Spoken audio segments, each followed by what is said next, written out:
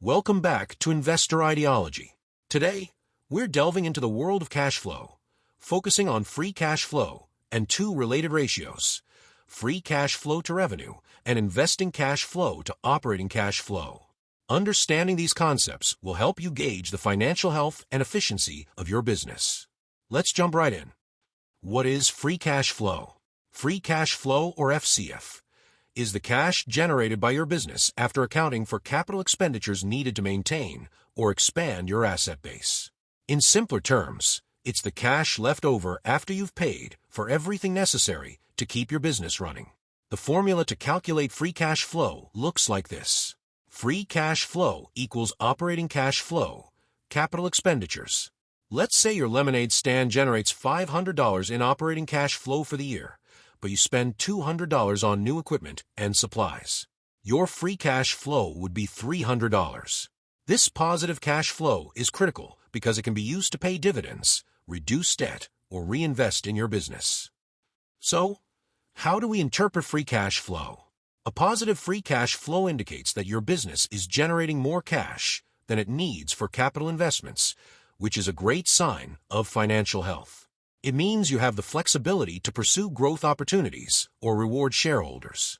On the other hand, a negative free cash flow can signal trouble, suggesting that your business is not generating enough cash to cover its capital expenses, which might lead to financial strain if it continues over time.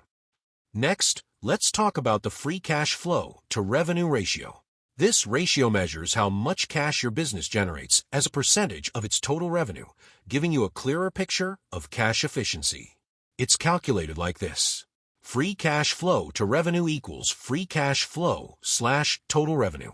Using our lemonade stand example, if your free cash flow is $300 and your total revenue is $1,000, your free cash flow to revenue ratio would be 0.3 or 30%. A higher percentage indicates that a greater portion of your revenue is converting into free cash, which is generally considered good. A ratio of 10% or more is often seen as a strong indicator of efficient cash generation relative to sales. Finally, let's examine the investing cash flow to operating cash flow ratio.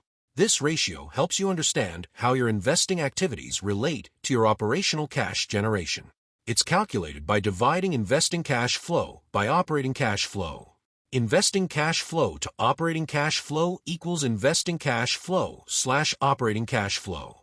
For our lemonade stand, suppose your investing cash flow, cash spent on equipment, etc., is minus $200, indicating an outflow, and your operating cash flow is $500.